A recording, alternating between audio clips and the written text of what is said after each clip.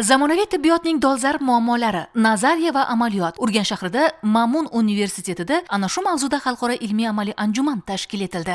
Xalqaro anjumanda dunyoning 10 ga yaqin mamlakatlaridan nufuzli universitetlarning 15 dan ortiq professor o'qituvchilari dolzarb mavzudagi ma'ruzalar bilan ishtirok etdilar. Bu esa olimlar, shifokorlar, talabalar uchun o'z tajribasini va ilmiy yangiliklarni taqdim etish imkoniyatini yaratdi. Tibbiyot sohasida malakali kadrlar tayyorlashda sharoit, xususan laboratoriyalar katta ahamiyatga ega. Shu maqsadda universitetda alohida hayvonlarda ilmiy tadqiqotlar olib borish markazi faoliyati ham yo'lga qo'yildi.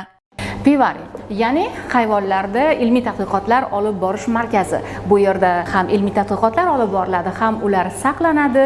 Umuman olganda talabalarning har tomonlama mazkur yo'nalishda o'z bilimlarini, malakalarini oshirishlari uchun yetarlicha shart-sharoitlar yaratib berilgan. Biz mana ko'ryapmiz, yangi zamonaviy laboratoriyalarga ega. Xalqaro anjuman ishtirokchilari ham mazkur markaz faoliyati bilan yaqindan tanishdilar.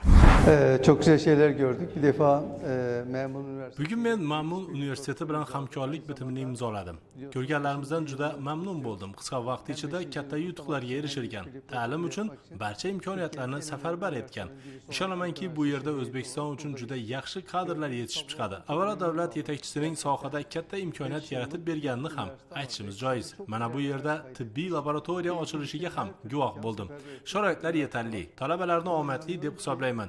Yaxshi natijalar bo'lishiga ishonaman. Biz ham ajdodlarimiz yurti O'zbekistonda ekanimizdan xursandmiz. Xullas, xalqaro anjuman va yangi foydalanishga topshirilgan laboratoriya markazi yurtimizda tibbiyot rivoji, yangi bilimlarni joriy etish va aholi salomatligini yaxshilashda muhim o'rin tutadi.